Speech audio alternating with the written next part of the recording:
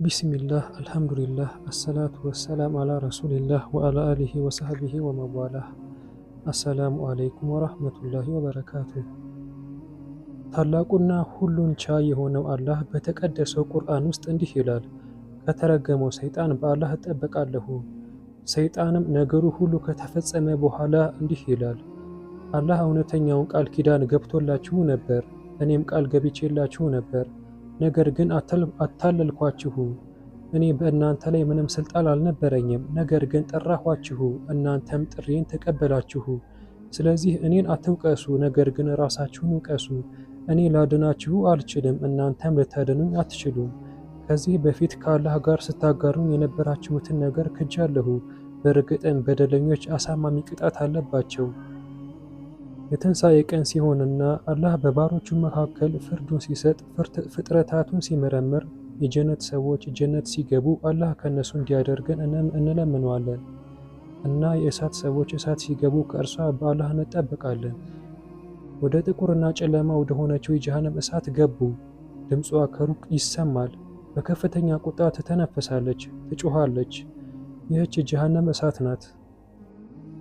የእሳት ሰዎች ከሚደርስባቸው ከባድ ቅጣት የተነሳ እርስ በእርሳቸው መወቃቀስ ይጀምራሉ። ተከታዮች ለመሪዎቻቸው እናንተ ባትኖሩ ኖሮ እኛ አማኞች እንሆን ነበር ይሏቸዋል። አንዳቸው ሌላውን ይረግማሉ፣ ይጮኻሉ፣ ይጠያየቃሉ። ከቅጣቱ ክብደት የተነሳ ያለቅሳሉ፣ ተስፋ ይቆርጣሉ። በዚህ ሁኔታ ላይ ይቆያሉ። ከዚያም አንዳቸው ለሌላው ኑ እንታገስ፣ አንጩህ፣ አንዘን፣ ምናልባት ቅጣቱ ይቀለልን ወይም ይቅርታ ይደረግልን ይሆናል ይላሉ።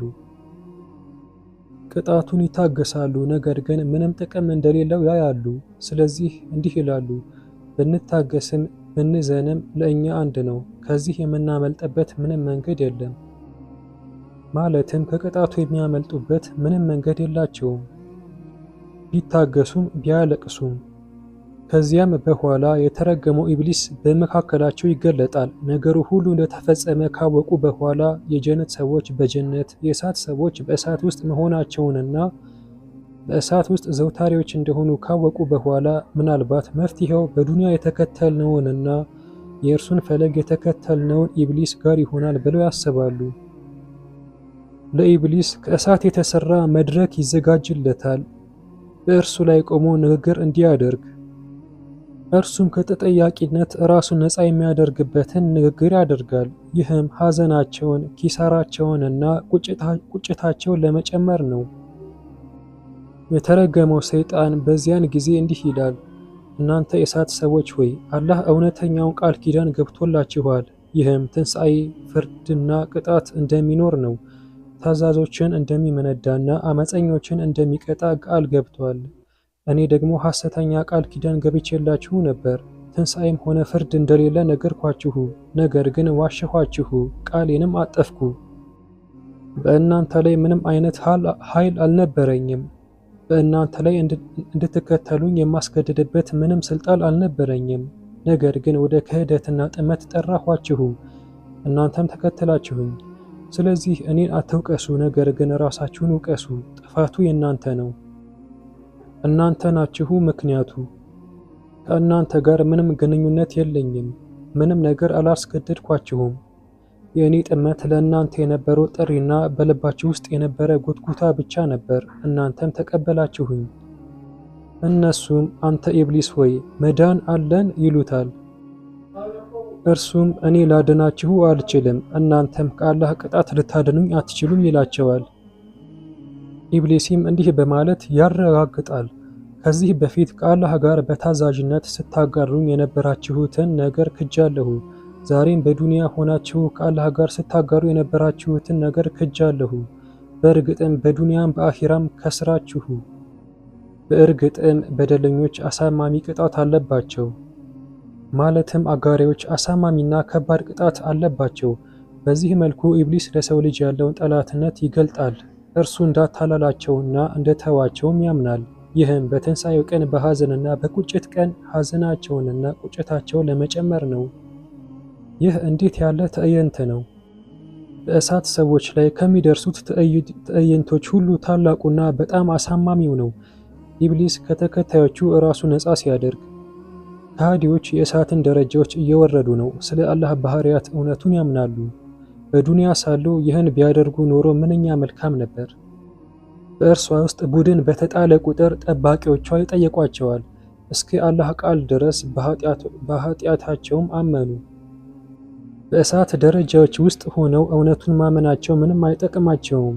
ነገር ግን ሰውን የሚጠቅመው በዱንያ በሥራ ቦታ ላይ ሆኖ ማመኑ ነው። አኺራ ግን የፍርድና የምንዳ ቦታ እንጂ የሥራ ቦታ አይደለም። ከሃዲዎችና አመፀኞች በጀሃነም እሳት ውስጥ ተጸጽተው ሳለ አማኞችና ደጋጎች በአላህ ቸርነትና እዝነት ጀነት ሲገቡ ታያለህ። ከጌታቸው የሆነ ሰላምታ መላእክት ያደርሱላቸዋል። አላህ ሆይ እኛን ከደጋግ አማኞችና በዱንያም በአኺራም ከታዘዙት አድርገን። ወላሂ ጌታችን ሆይ ጥቂት ብናስብ ኖሮ የሰይጣን ጉትጎታ ቀላል ነገር እንደሆነ እናገኝ ነበር። ነገር ግን እርሱ ያስውበዋል። የአንድ ሰው የእምነት ድክመትም ለዚህ ይረዳል። አላህ ሆይ እኛን ከእምነታቸው ጠንካራ ከሆኑት አድርገን። አላህ ሆይ እምነታችንን አጠንክረልን። አንተ የልቦች ገልባጭ ሆይ ልቦቻችንን በሃይማኖትህ ላይ አጽናለን። አንተ የልቦች ለዋጭ ሆይ ልቦቻችንን ወደ መታዘዝህ አዙርልን። ለእናንተም ለራሴም የምለው ወንድሞቼ ሆይ አላህን ፍሩ፣ ኃጢአትንና አመፅን ፍሩ። ጌታችን በእናንተ ላይ እርም ያደረገውን ነገር ተጠንቀቁ። ሁላችንም ከስሜት፣ ከተስፋ፣ ከጥርጣሬ፣ ከኃጢአትና ከወንጀል እንጠንቀቅ። ጌታችን ሆይ ኃጢአታችንንና በነገራችን ላይ ድንበር ማለፋችንን ይቅር በለን፣ ነገሮቻችንም አጽናለን። በከሃዲዎች ሕዝብ ላይም እርዳን። ጌታችን ሆይ በዱንያ መልካምን ነገር ስጠን፣ በአኺራ መልካምን ነገር ስጠን፣ ከእሳትም ቅጣት ጠብቀን። ጌታችን ሆይ ከመራህን በኋላ ልቦቻችንን አታዘንብልብን፣ ከአንተ ዘንድ የሆነን እዝነት ስጠን፣ አንተ ለጋስ ነህና። ይህ ነው፣ አላህም ከሁሉ በላይ አዋቂ ነው። አላህ ሆይ በአለቃችን መሐመድ ላይ በቤተሰቦቹና በባልደረቦች ላይ ሁሉ ሰላምና በረከትህን አውርድ። በአላህ ጥበቃና እንክብካቤ ስር ሁኑ። ሰላም በእናንተ ላይ ይሁን። የአላህ እዝነትና በረከትም ይስፈንባችሁ።